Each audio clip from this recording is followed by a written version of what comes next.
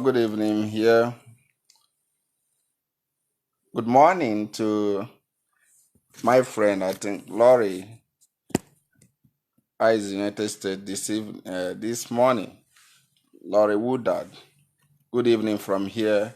Good evening to everyone who have been joining us. I am Mazi Chika Austin, and of course, we are here once again to do what a Moscow,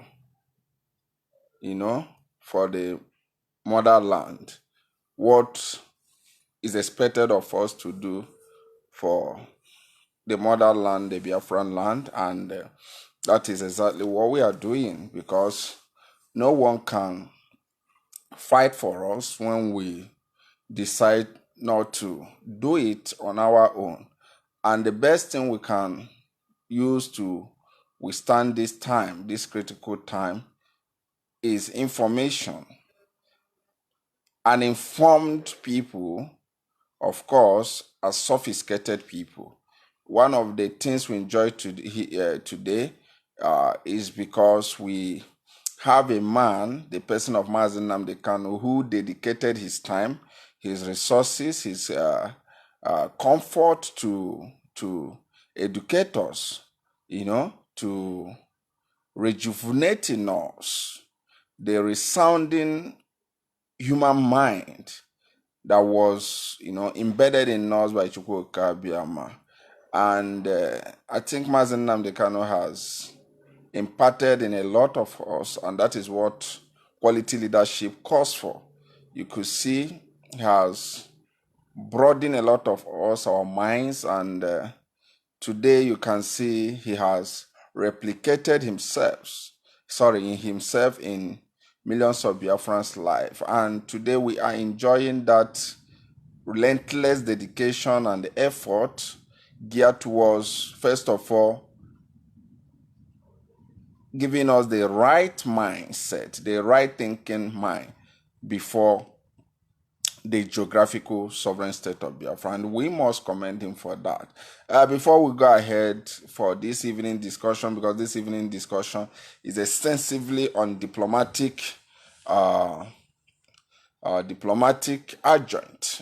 All we are going to talk this evening strictly lies on diplomacy. And I want to say this before I proceed. I want to say this, that one of the great things that has ever happened to us as a people, as a Biafran people, is this fact that we are being prepared mentally to walk into a wonderful nation. And that will help us to meet up with a lot of countries, because we are being prepared. This is what Nigerians, even in today, nationhood, have not been able to achieve.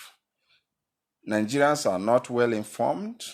Even the educational system that ought to have exposed them to critical information, sensitive information, are being destroyed by government of the day, by their successful governments, to make sure they don't have what we are having today. And thank God today, Biafran citizens, we are having a sound mental preparation ahead of our marching into such a wonderful nation. And that makes us, we are going to be indeed a wonderful state actor that is going to partake effectively to, among committee of states. So before I move forward for this evening's program, I would like to confirm from us if I'm being received clear. If that is happening, then we must proceed. So while we are waiting for the responses in response to if we are coming loud and clear, if that is happening, we have no other choice than to just move ahead this evening on the evening discussion. Good. Thank you, Master Fred. So we must move ahead. We are talking about diplomacy, the Biafran diplomacy. I choose to give it the word Bia diplomacy because I think it is a kind of preface to our nation. So I call it Bia diplomacy because Biafra, of course, is causing a lot of international attentions, and there's nothing anyone can do about it because it is a battle of its own time, and it is a child of its own time ready to be delivered. So nothing anyone can do about it. So we are talking about what actually is happening today, the sudden change of game, sudden move by the Nigerian government. Most people don't really understand that exactly what things that are really happening, the international diplomacy, the international politics currently ongoing in Nigeria and their foreign partners. Most people do not understand a lot of things are happening, and those things that happen call for, they beg for an answer. They seriously beg for an answer. And those answers are not far-fetched. They are within our domain. They are, accessible to those who decide to engage their minds.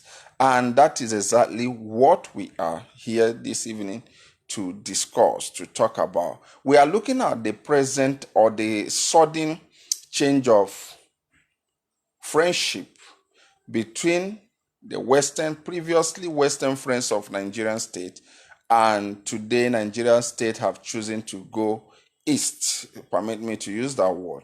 She has chosen to, embrace Russia. She has chosen to run towards Russia for help. I want to say this, that all is happening within the resounding diplomatic efforts IPOB have put in place, resounding and successful diplomatic pressures IPOB have put in place. Earlier before now, Nigeria had a very, very sellable and wonderful diplomatic breakthroughs among the Western Bloc. You will allow me, you will tolerate my usage of blocks here, because I am going to use some words interchangeably. Like when I talk about the East, I'm talking about China, I'm talking about Russia and the rest of them. When I talk about the West, I'm talking about United States, the European Union, and all the rest of them. So you're going to please endure or tolerate my diction, my choice of words in identifying those allies or blocks, so to say. So we need to understand that earlier before now, Nigeria enjoyed a very resounding relationship with the Western blocs. I'm talking about America, I'm talking about European Union, I'm talking about United States. Russia never had any footprint in Nigeria after the Civil War. A lot of investments, or too many investors you have in Nigeria, were all championed by the Western interest or investors. So, but recently we saw a very serious downgrading in relationship between the West and the Nigerian government. And this beg for an answer, a very serious one, because things do not happen just the way. Things do not happen like that. There is always a causation of any action. There is always cause for any behavioral exhibition. That is just the way it is. Today, Nigeria is going to Russia. Nigeria is going to Russia begging for arms. Nigeria is going to Russia asking for Russian, penetration in her economy, in her security, in her oil sectors, and all the rest of them. Not because that is convenient for her. She is not doing those things because because she finds it smooth to do that. Never. Nigeria is doing that because there is a soured relationship. There is a deteriorating relationship that is existing between her and the West. There is a seriously downgraded relationship that is existing between her and the West. And of course, do not make a mistake not to understand that when I talk about the West, Britain inclusive.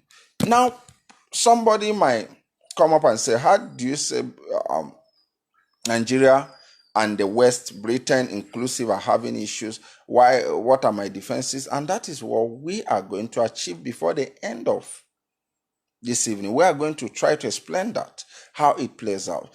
Nigeria have come with this idea since the emergence of IPOB, since the coming of Mazen Nnamdi Kanu. Nigeria have come with this idea that if she wants to, that has been the old mentality, that she can crush the movement, she can disembark the movement, she can use excessive force. That was why the initial part of their military terror unleashed on Biafrans, the words they were using were like, we will crush them, we will sink them, there were a lot of inhuman choice of words from official positions. The army chief used it, said, we are going to crush IPOB. The presidency even used that word. So they were at the earlier stage of the engagement with IPOB, with Mazen Nnamdi Kanu. They felt it was something that they are going to unleash all degrees of, human rights abuses. And the Western nations, Britain will just look over. That British will even defend them before America, that British will defend them before European Union, that British will defend them before United Nations. That was the preconception, that was the mindset they had. And that was why the top government officials in Nigeria were using the word like crush. We'll kill them, we'll destroy them, we'll do this. So, but something happened along the line. They never took into cognizance, they never took into consciousness the fact that this movement we are going to crush, this group of people, very, very demographic, encouraging group of people, we are going to crush. What is their own level of mental sophistication? They never took into cognizance these facts. So they felt they were dealing with a kind of taos, like some persons miscalculatedly described the movement, said they are miscreants. You remember? So there were poor intelligent gathering.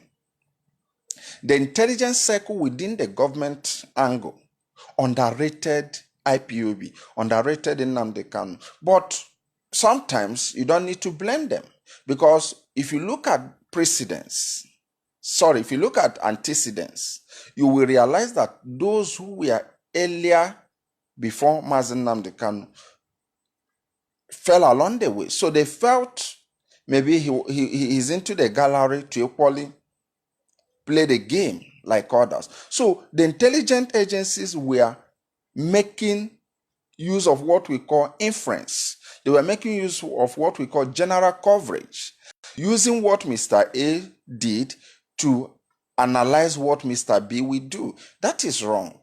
As far as objective analysis is concerned, that is wrong.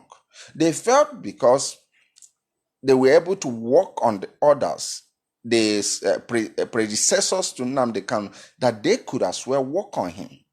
So it was a strong intelligent damage done on Nigerian government, because they felt others compromise, and there is every possibility that these guys will compromise.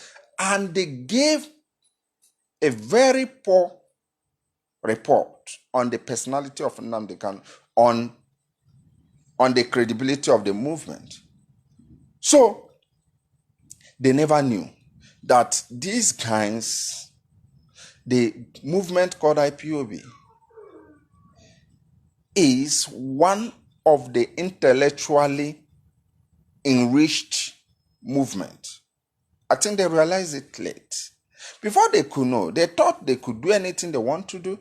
It could just be buried, without knowing that within IPOB lies a super intelligent disposal that have what it takes to engage, not just domestically, to engage even internationally. So before they could realize it, IPOB have gone afar in lobbying on Western fronts, including even in their Britain. And you remember, every nation was on what we call damage control. No nation would want to sink with a sinking nation. No nation would want to take that risk. No nation would want to subscribe or hold tenaciously to a retrogressive society or friend or partner. There's always a ground for delinking. There's always a ground for an exit.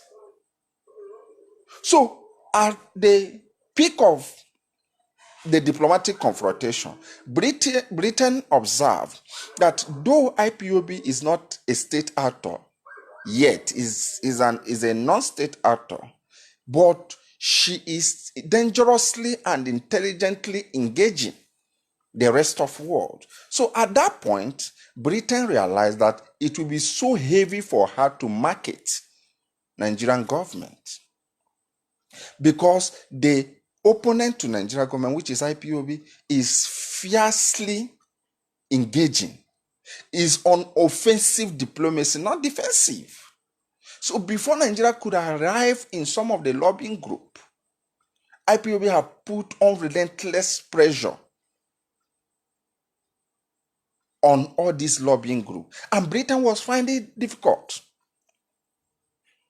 to convince these platforms that Nigeria is a saint. Before Nigeria could realize it, the world started seeing her as aggressor, because she was leveraging on the old story, old narrative. And what was the old narrative? What is the old narrative all about? The old narrative is the narrative of the Civil War. The Civil War and the post-Civil War narrative, that anyone that calls Biafra calls for trouble and not freedom. That anyone that talks of Biafra talks of being a rebel and not being a freedom fighter. So it was a decade long, it was a decade-long blackmail. It was, a decade-long conspiracy against the word Biafra. So IPOB took the task on herself to rewrite, to do what we call historical revisionism. And what is historical revisionism? It has to do rewriting of the bad stories to the objective one. So IPOB took her time to rewrite the story by making the world to understand that Biafra does not mean being a rebel. Rather, Biafra simply means the demand for referendum, a demand for freedom, and that anyone that stands against it vis-a-vis Nigeria and Britain is the aggressor. And that is exactly what IPOB achieved. Why a lot of people never knew. Because Biafra today, when you talk about Biafra, nobody sees you as a rebel. Rather, people see you as someone whose right for choice is being trampled upon. This as a result of constant pressures put up by IPOB. And immediately that was achieved, the old friends of Nigeria began to rethink. They began to unearth histories. They began to ask questions, put questions, critical questions to Nigerian state. A lot of questions were put. Why are the seaports in Biafra land not functioning? Why are there no rail line? Why are there no this? Why are there not that? And their inability to furnish or to present an acceptable and objective answers to these numerous questions made their old friends to reconsider their positions. And that was how the problem began. Because I could remember, which I know vividly, that Donald Trump's government made it unambiguous to the Nigerian state that they must dialogue with IPOB. And that is what Nigerian government never wanted to. Because Nigerian government's mindset is this, that IPOB is a servant, that they are the masters. So when they are dodging anything that will bring them on same table with IPOB, because coming on same table with IPOB simply means there is a master-master relationship. You understand me? They don't want that. And the Western countries are saying, you must dialogue. You must dialogue. And their mentality is that, how can a master dialogue with the servant? And that was where the problem came up. Their arrogancy kept pushing them. So, because, these Western countries, when they suggest issue for you, and it looks as if it's so difficult for you to reason along with them, they start activating various pressures, especially economic pressure. So that is exactly where Nigeria is. She's on heavy economic pressure. Everything is falling apart, contrary to what she expected. And because of this, she could not access a lot of assistance, a lot of helps from her Western friends. What did she do? She now ran to Russia. She's now running to China. So we are talking about today of her rush to Russia. Now, when you look at the movement in Sochi, where they had the African-Russian summit, you will not discover that one of the key things Nigerian government placed serious demand from Russian government is arms. Now, they demanded for procurement of 12 Russian helicopters. 12 Russian helicopters. And also, they demanded that Russia should invest in Nigerian oil. I'm going to explain to you what all these things are geared towards and whether it's going to be successful. Remember, this is just analysis. There is no iota of 100% submission here. So we are going to make predictions and based on what we are reasoning together here. Now, she demanded for 12 Russian helicopters. She equally demanded for Russian investment in her oil. We're going to pieces this. Very, very important. You remember Nigeria before now? Nigeria have went to China and China told her and said, we are going to help you, but we are going to help you on economic front. That was what China made Nigeria to understand. We are not going to be a military friend with you. Why was China being careful with terms of relationship with Nigeria? China understands that she is an emerging market. China understands that relating with Nigeria militarily, when the Western countries are not happy with Nigeria, that can sink her economic interest with the Western countries. Remember, in international politics, there is no permanent friend, there is no permanent enemy. It's all about permanent interest. So China came up and said, in terms of economy, loan, we are going to give you loans. We are going to see how we can help you to trade with us. But remember, the trade that exists between Nigeria and China is always the one with deficit. is always deficit because China have a lot of goods and services to bring into Nigeria, but Nigeria does not have anything to sell to China. And it's just a kind of a trade deficit, imbalanced trade on the side of Nigeria, because China will have a lot of items to sell, but Nigeria does not have any product to sell to China. So at the time Nigeria realized that we want China to help us economically and militarily, hence America has blocked selling arms to us. European Union have equally blocked. Britain is not helping matter. But China we run to help us militarily. China herself is careful not to get herself drawn in a battle that is not worth droning for.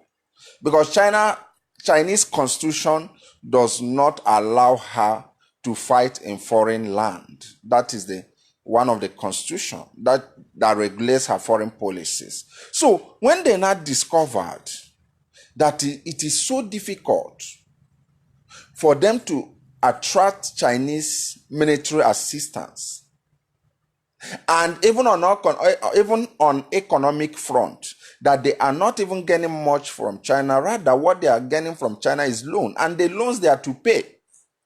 Most times they peg the payment on particular asset, one or two assets. So it's not favorable to them because China is just shipping a lot of her items here, and Nigeria doesn't have anything to sell. So it was a kind of an imbalanced trade. So do you know what they did? They came up and said,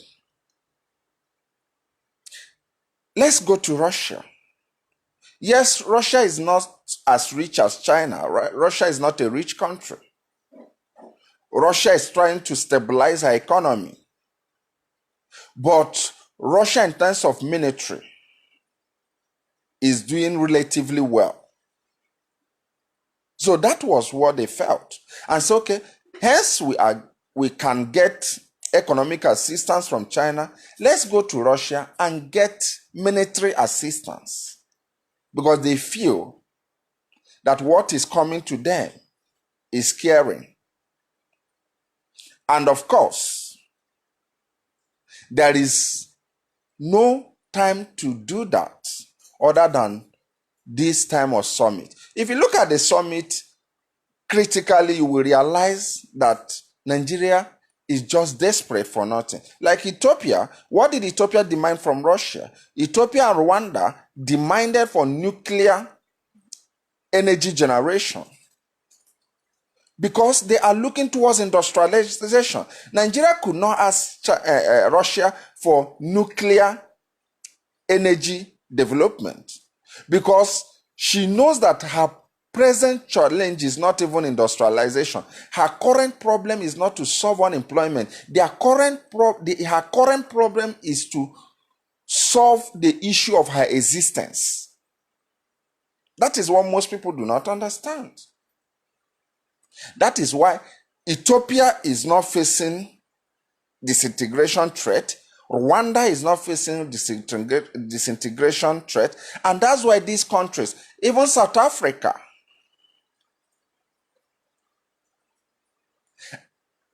they focus on those areas of social investment that will better the lives of her people.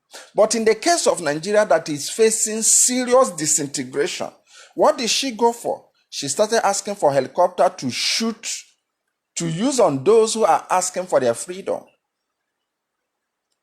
And she felt the best way to get Russia lumped into what is to come is to wheel away her resources, her oil and gas resources, to Russia.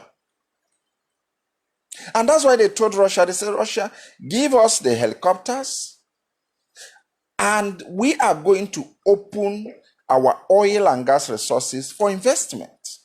Now ask yourself this question. If all is well between Nigeria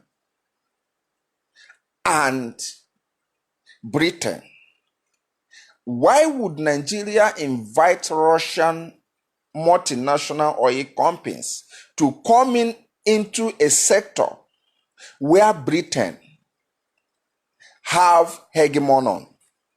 It's a simple question you have to ask yourself. Do you think Britain will just be happy that her arch enemy in Europe, which is Russia, if not in the world, is now being called upon to come and take over areas she have been investing on, she has been enjoying on? You can now understand what is to come to Nigeria. And these guys believe that because Britain is not helping them to stop Radio Biafra, Britain is not helping them to, do a lot of things against, in terms of over Mazen Nnamdi Kanu and all. They believe that Britain is rebelling against them. And what they think is to drive Britain away from the oil sector and get Russia. They feel that by the time Russia invests in Nigerian oil, Russia could afford to bring her soldiers to fight for the survival of Nigeria as a one indivisible entity. That is what the Asorok mindset, that is how the Asorok mindset goes. But one thing they don't understand is that Russia, as a nation, have her own areas of challenge, have her own areas of concern. As I speak to you, there is a high advancement of NATO in Eastern Europe, former communist Soviet states. NATO is investing a lot in her military asset. As of yesterday, Russia shipped down her S-400 surface and air defense weapon to Serbia. Why is Russia shipping such an asset of her to Serbia? Because Russia understands that there is a heavy advancement of NATO, the Western allies, on her neighbor.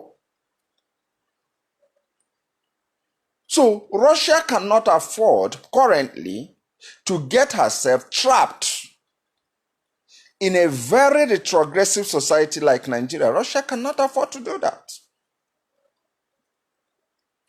And that's why the whole journey to Russia, go and mark it in the next few months, nothing will still happen. Because Britain will do everything humanly possible to teach Nigeria a lesson that her attempt to drive her away from the oil, to drive her away from her areas of partnership in terms of military, will not be acceptable by Britain. Britain will definitely come. United States will definitely come. Because all these countries have a better ways to teach any erring state a lesson. And the funniest thing is that Nigeria, that is out of desperation. That's why I think I must commend IPOB, the leadership of IPOB, for this chasing Nigeria in a close range. And because of they are not giving Nigeria any gap, Nigeria is now making a lot of diplomatic mistakes. Because it is as a result of IPOB's pressure on Western Front that made Nigeria to abandon that area and start running. Is really funny. It's really fun, I must say. So what are we trying to say? Now, when you look at the whole scenario, when you look at the whole process, you will not discover that Nigeria as a nation is obviously facing a very severe problem in future. Seriously, I must say that. She's facing a very serious problem. So let's analyze if Russia could afford, if Putin could afford to, take the opportunities offered by the Nigerian government. First of all, let's look at in terms of arms. Yes, we have seen Russia in some African countries, like we have seen them in Congo. Yes, we have equally seen them in Central African, that is CAR. We have equally seen Russia currently in South Africa, because I think yesterday or day before yesterday, they moved their nuclear bombers to South Africa. But in West Africa, have we ever seen Russia footprint? The answer is no. Russia has never come to West Africa. And I do know that if Russia needs West African environment, I don't think Russia would be interested to come into West Africa on trouble ground. No. Russia, because remember, this is all about political economy. All these countries, they want to survive. They want to use the food to survive. They want to use the unreasonables to survive. So if you position yourself for them to make, they will definitely get a straw and start making you. It's all about. So, but in West Africa, as I speak to you, Russia does not have any footprint. But that does not mean Russia will not be interested, because if the West African market is open, Russia would want her goods to penetrate. But the West African region is already occupied, mostly by United States, followed by Britain, or France is equally making headways, Israel, then China. These are already countries who are making headways in West Africa. They are obviously in charge. America have her military presence in Niger, in Chad. France have her military presence in Niger. Israel have her military presence in Chad. Somewhere in Togo also. In fact, in Togo, Israeli experts are already in their hundreds in Togo. And Britain, although Britain is struggling to have a strong footprint, but she's flying the old flag of Commonwealth. But Russia, who will now be a first footprint for Russia, will it be Nigeria? Let me tell you something.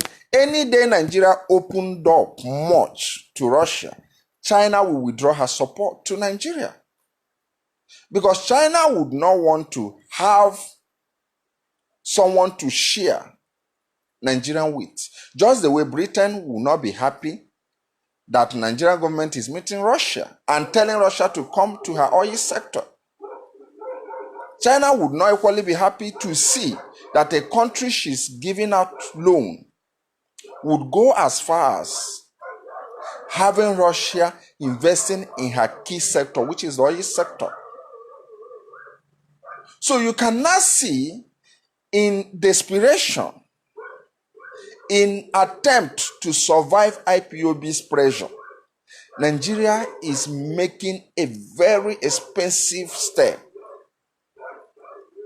that will have her hanged at the amusement of the public. Everybody understands this. The likes of Jega, the former INEC chairman, understands this. People who think, who understand what is playing out, understand this. Now, if you look at the whole thing, you will discover that Russia, Putin, needs Nigeria as a market. Even on the oil ground, no country would want to come into a society, come into a country whose oil sector is not encouraging for development. You understand me? So that is how it is. So Russia might be much interested to invest in East African nation.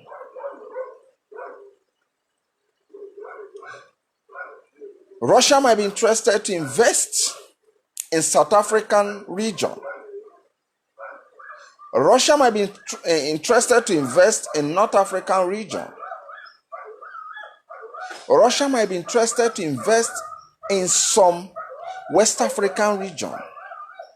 I'm talking about heavily. But what Russia cannot afford is to get her resources trapped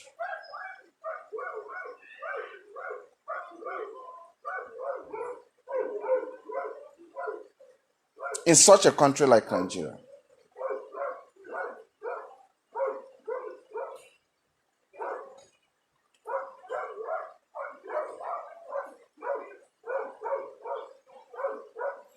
So that's how it is.